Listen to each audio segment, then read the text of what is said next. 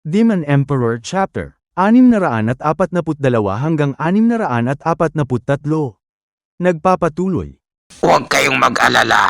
Ang batang master na to ay mararanasan kayo lahat. Sino na ang gustong sumunod sa inyo? Wala bang magkukusa? Tangina, ako ata ang target ng kupal na to ah. Wow, ang ganda mo namang bata ka. May jowa ka na ba? Pwede ba kitang may labas at makapag-usap? Ang mga kagaya mong babae ang gusto ko. Sige na, wag ka nang mahiya. Ibuka mo na para masilip ko. Tangina, bakit napakahirap bumuka ito? Parang bato. Sigurado ka ba na babae ka? Bakit ayaw mong bumuka? Sige na, bumuka ka na. Pasensya ka na lang, pero binigyan kami ni Master na gamot na zombie. Pinapatigas nito ang katawan namin na parang bato. Kaya itigil mo na yung binabalak mo. Sayang lang ang lakas mo. Hindi mo ako madadali. Mayroon palang kagaya no na isang tarantadong master. Pinaparusahan niya ang mga mag-aaral niya. Dahil sa ginawa niya, hindi ko na kayo may enjoy. Sino sa kanila dito ang putangin ng master mo?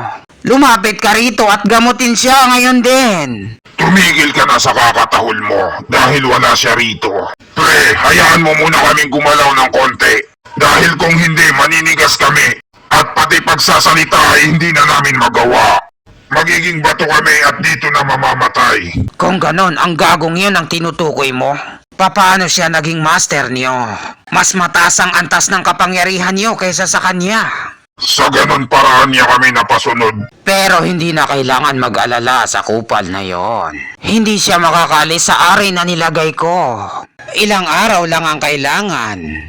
At babalikan ko siya para kunin ang gamot sa bangkay niya. At pagkatapos noon, saka na natin masisimula ng mga masasayang araw. Buti na lang hindi niya nakuha ang aking pagkababae.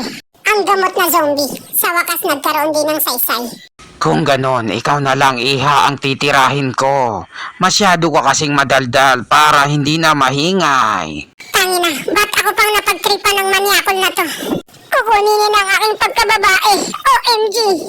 Ganyan nga, ibuka mo lang ng konti. Sige, ibuka mo pa. Wag po, kuya! Wag po! Ganyan nga ang tunay na babae, bumubuka agad. Hindi kagaya kanina na sobrang tigas. Sige pa, ibuka mo pa. Itigil mo yung ginagawa mo sa kanya, hayop ka! Bitawan mo siya, ako ang harapin mo! Ako ang nanginsulto sa'yo, di ba?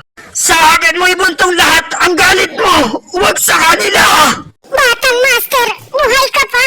Tangina mukhang kupal ka! Anong ginawa mo sa batang master? Wala lang naman, hinayaan ko lang siyang magsaya sa mga ginagawa ko. Napakaswerte ng gagong yan. Tingnan mo ang itsura niya, wala akong ginawa sa kanya. Mahina lang ang puso niya, kaya hindi na siya nakapagpigil. At gumawa na siya ng milagro. Hindi kayang gawin ng batang master namin ang ganon. Isa siyang matinong tao. Pinalaki siyang mabuti ng mga magulang niya. Ano? Isa siyang malinis na tao? Ha ha ha! Kayong nagbabanal-banalan ng mga cultivator. Masyado niyong pinupuri ang isa't isa. Gamit ang mga magagandang salita. Para lang lumabas kayong malinis sa mukha ng karamihan. Kahit sabihin pa natin na mukha siyang inosente.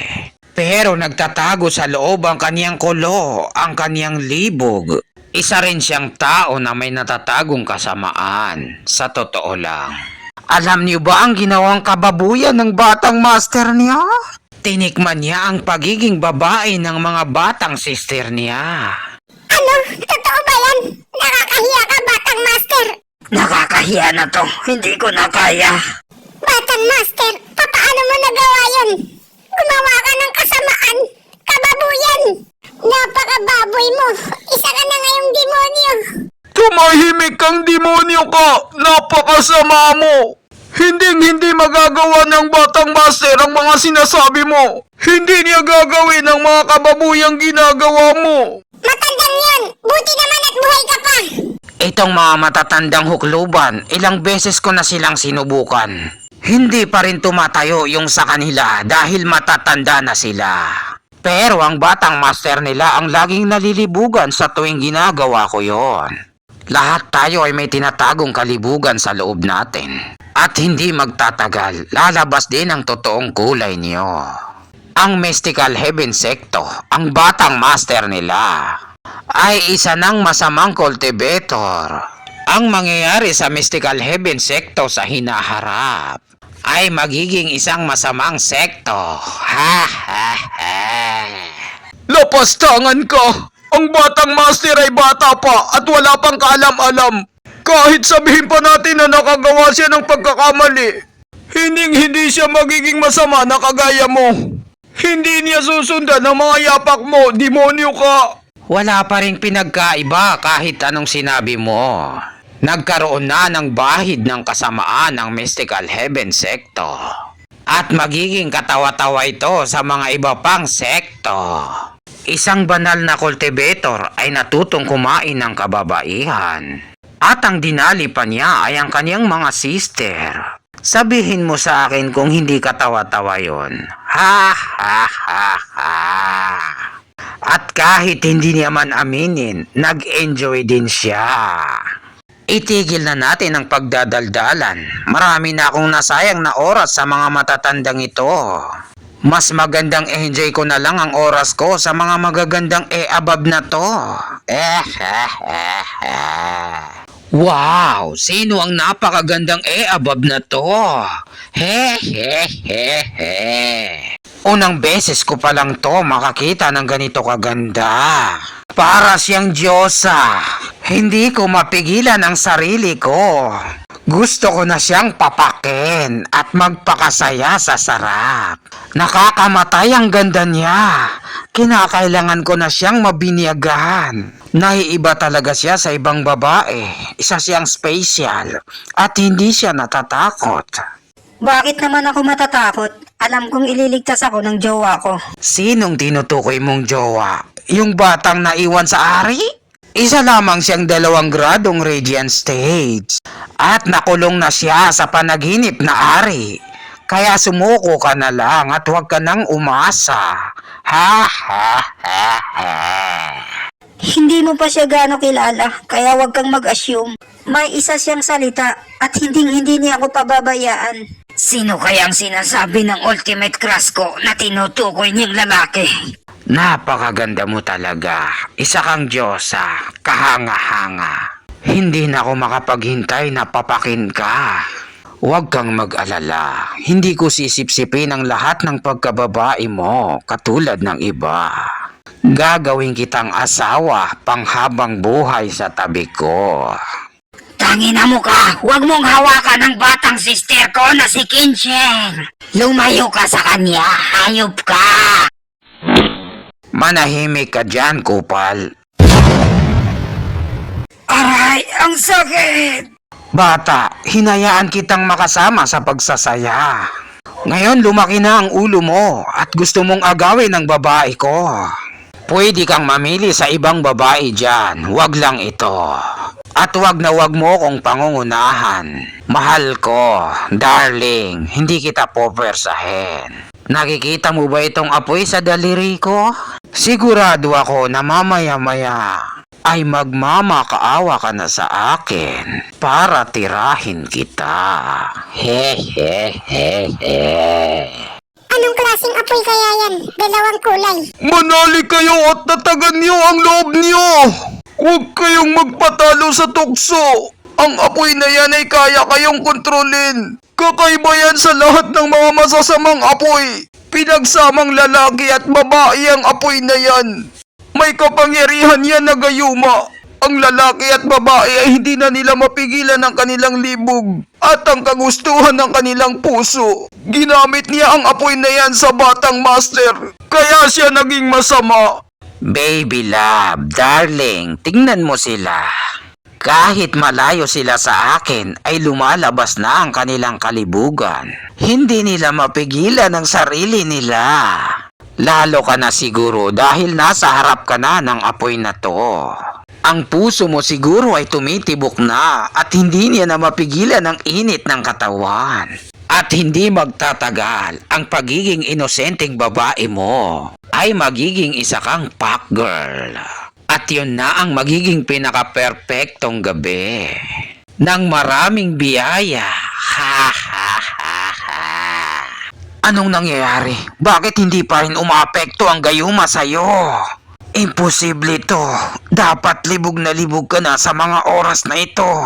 Huwag mong sabihin na walang laman ang spiritual na katawan mo. Ang walang laman na spiritual na katawan ay bihira lang ito makita. Isang beses lang sa 100 taon. At kaya niyang tanggapin ang lahat ng enerhiya at kaya niya rin itong pigilan. Ito ang pinakamagandang asawa sa buong balat ng lupa. Makakatulong ito sa mga mahihirap na practice. Tumitira ka habang nagpa-practice ng arte. At lalakas ang pagiging babae at pagiging lalaki. Isang biyaya ng may kapal kapag nagkaroon ka ng asawa na ganito. Ha ha ha! Para akong nanalo sa loto nito. Humanda ka, idadaan ko na sa santong paspasan. Araw-araw tayong magtitirahan sa buong buhay ko. Tutulungan mo akong lumakas sa pagkontrol sa pinagsamang apoy ng babae at lalaki. At sa ganon, kaya ko nang pumalag kay Walking Kong. Tangina mo kang manyak ka. Akala ko ba hindi mo ko pupwersahin? Hehehe, nagbago na ang isip ko. Hindi ko na kailangan ng puso mo. Ang katawan mo na lang ngayon ang habol ko. Pakawalan mo ako, hayop ka. Sige na, baby love, pagbigyan mo na ako. Bitawan mo ako, hayop ka. Chupa, iligtas mo ako. Aray! Tangina, saan nanggaling yun? May lawit pala siya. Hindi maaari, sinarado ko ng lahat ng kapangyarihan mo. Saan nanggaling ang kapangyarihan na yon? Yung lawit mo, may lawit ka pala. O gag, hindi siyang nanakit sa'yo. Sa akin galing yon. Lawit ko yon. Anong sabi mo, kupal ka? Imposible. Buhay ka pa pala. Hindi ka namatay sa ari. Oo, hindi ako namatay. Dahil ako lang to, si Chupa. Kapatid kong Chupa, sa wakas nandito ka na! Chupa! Sa wakas, nandito na si Chupa, ang idol ko. Sino ba siya? Bakit lahat sila'y tuwang-tuwa? Parang piling nila ay siya ang tagapagligtas. Teka lang, totoo ba itong nakikita ko? Sa wakas, Chupa, dumating ka na, mahal ko. Kung ganon, siya pala ang lalaking yun. Ang umagaw sa ultimate crush ko. Ha ha ha ha. Sinadya ko talagang ilagay ang sanggol na dugo sa sinapupunan ni Kincheng. At magamit ko siya bilang pain para matuntun ko saan ka nagtatago, kupal. Naputol ko ba ang mga masasayang sandali mo kaya galit na galit ka? Dahil hindi natuloy ang masamang balak mo. At dito nagtatapos ang chapter 642 hanggang 643. Maraming salamat po sa panunood nyo. Mag-subscribe para laging updated sa buhay ni Chupa.